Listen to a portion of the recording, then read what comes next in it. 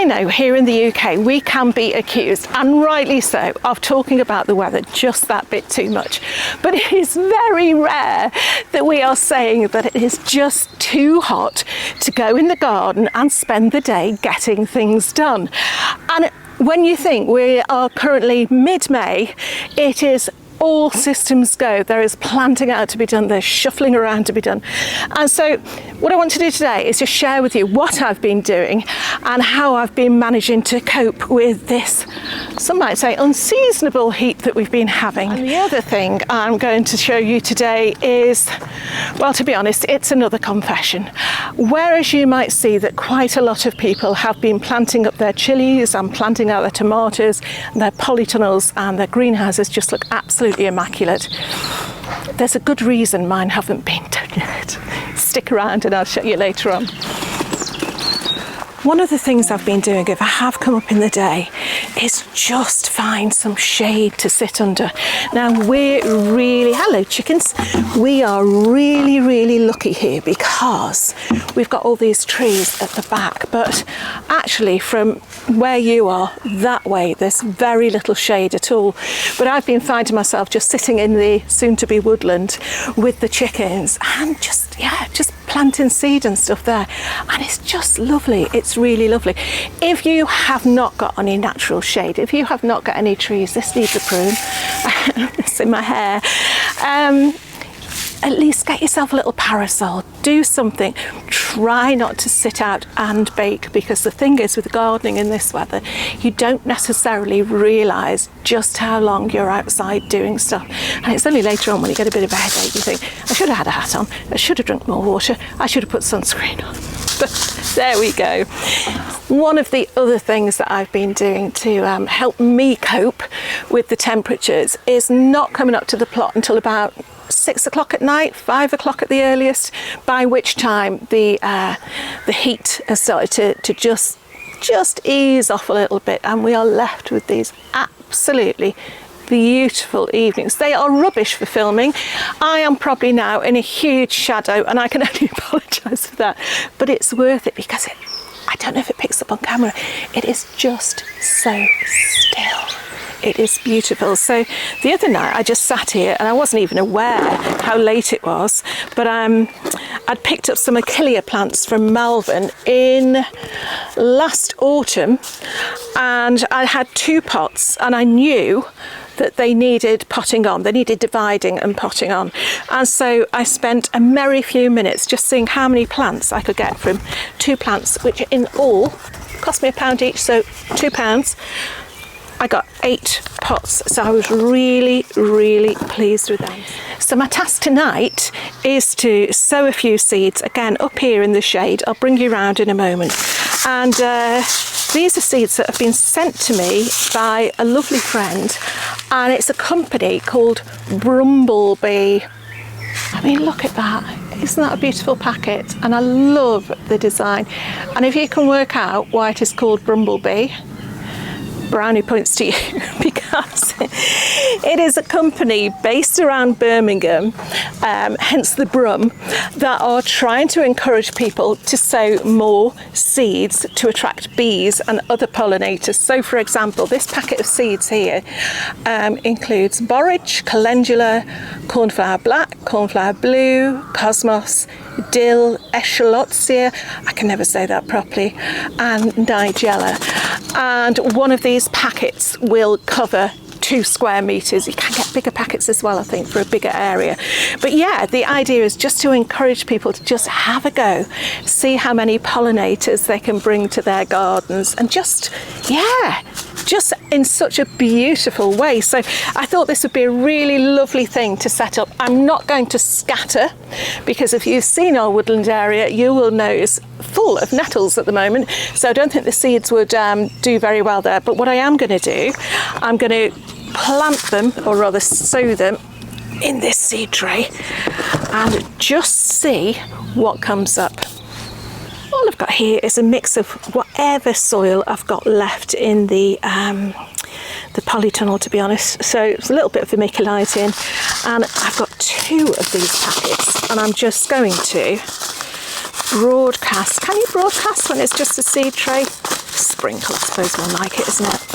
These seeds, oh, let me show you, there's loads. I'm only going to need a small portion of these, I think, for this seed tray. But look at the mix. Can you see those? Beautiful. So this has been sitting in a container full of water. So it's actually nice and damp because I really don't want to be watering too much. They're such fine seeds. I don't want to be watering too much after the fact. So what I thought I would do is, once I see what comes up, I can either pot it or plant it then direct into the ground.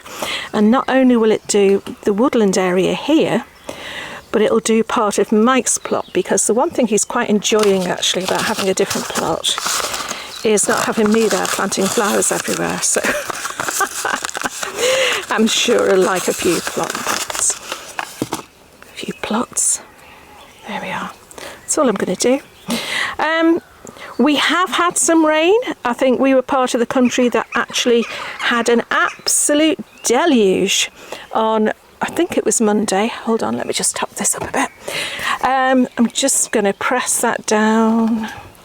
Make sure the seeds have got good contact with the soil, and then just sprinkle this on top. Yeah, I just watered outside, and I was in Mike's polytunnel. He was away, and my goodness, you could hardly hear me speak. I don't know if you can hear it. It's just, it's easing off. It's one of those things where it feels like it's easing off a bit, but oh my goodness, we needed this rain. We needed it. It's just a shame that I just popped out to water the polytunnel. At least it'll fill the water barrels. Oh, I love it. I mean, you heard how heavy that was. The good thing was it replenished the water butts, not enough to actually go into my second water butt like I showed you in the last video. But yeah, it was quite heavy. So what it did was it wet the ground just enough so I was able to plant things out. So I went ahead and got my sunflowers planted out. Bless them, they were in tiny little modules and they'd grown to yay high, so however much you might water them one day, the next day they were completely drooped over. So they're out now, they're quite happy. I've managed to plant out some bean seeds, direct sowing. We'll see how they do this year, because last year, as you possibly know, my beans were a no-no. But also managed to plant some bean plants, and one of my tips there would be anything that you are planting out, especially when the weather is this dry, when you dig your hole, make sure that you put as much water as you can at the bottom of the hole, more so than watering it in afterwards, because you want those roots to come into direct contact with the wet ground, rather than watering above and the roots sort of just stay there. You want them to anchor themselves as well as possible, and when water's quite scarce in the way it is at the moment, try and focus your watering. So whereas it might be so much easier, we don't have the luxury of having a hose pipe. We're not allowed to water our plots. We can fill up our water butts and the IBC tank behind me, but we cannot use it to openly water the plots. So if you are using a watering can, you will know how much time and energy it takes. Make sure that you are using that water effectively. Don't just sprinkle everywhere and think, that's it, I've done that bed. Focus the water where it is needed, which is at the stem of the plants, so it can go straight down to the roots. One of the other things I managed to get in was some ochre, some rat-tail radish and some mashua, all completely new to me. I got those in one of the raised beds, and I'll show you now. What would you do here? I've got those beautiful oriental poppies just bursting open now, and they are being absolutely crowded out by the self-sown fennel and the self-sown lemon balm. Would you chop that fennel back a bit and maybe chop the lemon balm down, or would you leave those poppies just to fight their way through? Let me know in the comments below. Right, come on, Ollie Owl, you're going to have to go. You can go and look after the artichokes. There we go. This is one of those things I bought at Malvern a couple of years ago, and I'll probably be buying something similar this week, because you just get in the zone, don't you? Right, here I have a bed that last year had some celery in. It was still going, I've got to be honest, but I've taken it out now. It's past its best, and I've got some in the bed next door. It's also got a snail shell in here, which I'm not too happy about. This bed is going to have a mixture of 3 things I've never grown before. It is going to have rat-tail radish. I know it sounds delicious, doesn't it? Ochre, and something called mashua, which apparently is related to the nasturtium. But if I show you what I've got, I mean, they don't look like they are going to fill this bed whatsoever. I've got these beautiful, very small ochre. So I'm just going to put 4 in a row. Yeah, 4 in a row. So I'm going to go dib a little hole with my finger. I mean, the spread's about yay big. I don't know. And I'm just going to put it in. Now, I wouldn't have wanted to put these out before the risk of frost had passed, because as with potatoes, anything that's just popping its leaves out isn't going to fare very well in frosty weather. So I'm just putting these in now. I'll put a little one in there. There you go, right way up, quite deep. These were actually given to me by Claire from the farmyard garden, who has grown them before, and yeah, rates them, and she's trying them again this year. Look at that root. I wonder if that was part of the celery. It's not now. Okay, so I'm popping these in here. Again, could be doing it wrong, but I'm giving it a go. In you pop, and we'll see what happens with them. Next thing I'm going to plant in a drill. Look, the way they say drill, a seed drill. I've only got a few of these, but these are the rat-tail radish. And whereas normally with your radish, you eat the roots, you eat the bit that's under the ground. With these, you actually eat the seed pods, and apparently they have beautiful flowers which are really attractive to hoverflies, but the seed pods just look like chillies, so they're very long, like a rat's tail seed pod with little bumps in, and that's when you eat them. So they're also really, really good to save seeds from and pass them on. And these, beautiful. I mean, you know, this is the amazing thing about gardening. How tiny are they? Let's just hope we get something from them. These were handed over from Adi. And I will put a link to his channel as well, either on the screen now or at the end. And it's just, again, just without talking to other gardeners, you wouldn't have really heard of these things. I certainly hadn't. So yeah, how lovely. And he recommends them. You know, people are passing on things that they've tried and tested. And so once I manage to get, if I manage to get a crop of them, I'll be able to do the same, save the seeds for myself and pass them on to other people. And that's one of the great things. Right, and then this last weird little thing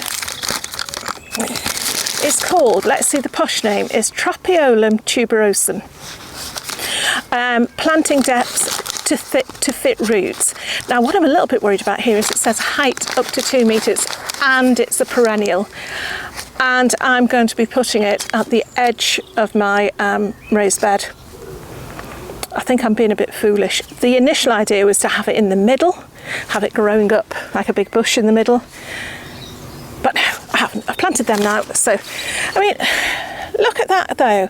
Again, I saw Claire from the farmyard garden. She was a little bit worried about hers because it looks so unpromising. It's like a tomato that's gone off in the back of the cupboard. But let's just hope, let me hope I get it the right way around for a start. Yeah, that way. That from that is going to be a plant that is about 2 metres tall, so 6-7 foot tall.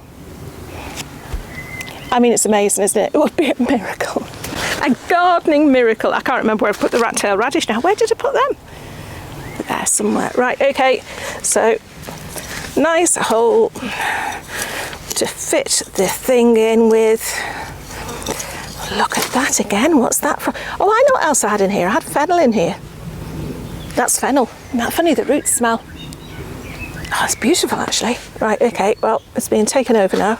And again, the fennel self-seeded this year and I've managed to pass that on to quite a lot of people. not too sure about the depth. I'm going, yeah, about 3 or 4 inches deep. And I will, look at this, I should keep that and try and eat it, but I really don't want to. Okay, that is in there.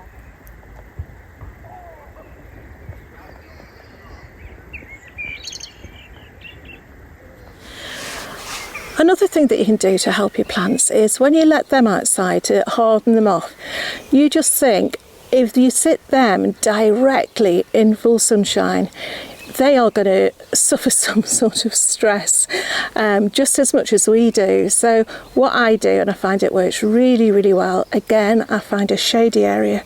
These are under our central apple tree, and I just put them there, and then they get the warmth, they get to be outdoors, but they don't get the shock of that immediate direct sunshine. Okay, I promised you a confession. Here's my confession. Last weekend I had the most wonderful time at the RHS and Three Counties Showground in Malvern. It was their spring show. I go every year. There's one in the spring and one in the autumn, and the best thing each time is meeting up with loads of other, not just other YouTubers, but other friends that we've made through YouTube and through Instagram, etc. And even though some of the people I might not have met face to face before, there is always a real camaraderie between the lot of us. So you can imagine we always have a photo taken. I'm sure you will have seen this all over other people's YouTube channels and Instagram, but to be honest, I can't remember who took it. There were that many people taking photographs. But the other thing that happens is people very often, as with the ochre and the rat-tailed radish, people are really keen to share what they've got. And I was really, really touched with this. This is a loofah from the lovely Ali and Trish over from the Right Pear plot. Let me just show you mine. 1 second, give me a second. Oh my goodness me. Right, bear in mind, I've got 2 like that. There's a difference, isn't there? And they were both from the same bunch of seeds. Again, Claire from the Farmyard Garden was very, very kind. She grew a really successful crop of loofah last year, and she handed the seeds out. But yeah, Ali and Trish, me, I'm not using this compost again. Anyway, the reason I am coming back out, this is really good filming, isn't it? Just disappeared. The reason this has not yet been planted up, as with my chillies, as with my tomatoes, is let's just say the polytunnel and the greenhouses aren't quite ready. Now, the reason I'm telling you this now is a note to me, because I am going to promise you by next week, both of these will be planted up and they will be, if not immaculate, functional. I'll show you. Okay, not too bad on the surface, you might think, but let me just show you down here.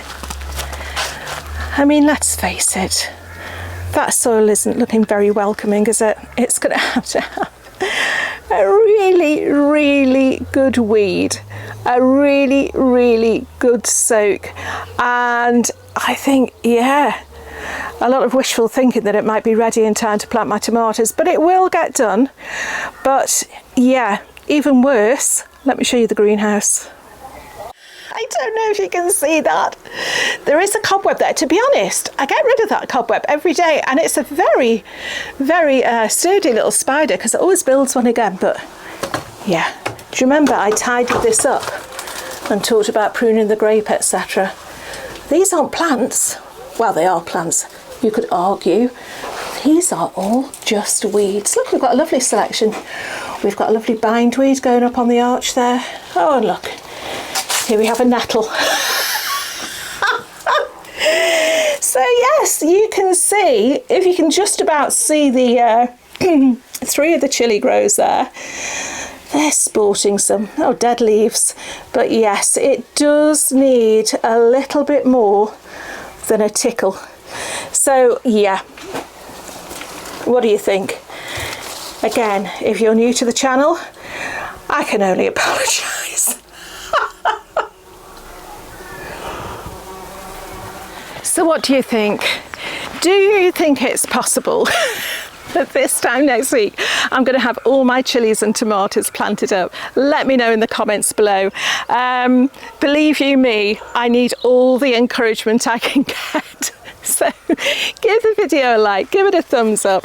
I was going to show you what I've got here, but I'm going to save this now until next week, because if those two areas get done, I am going to give you a full garden tour, not just this plot, but Mike's plot as well. So don't forget, like, comment, subscribe, and I'll see you again very soon. Bye for now.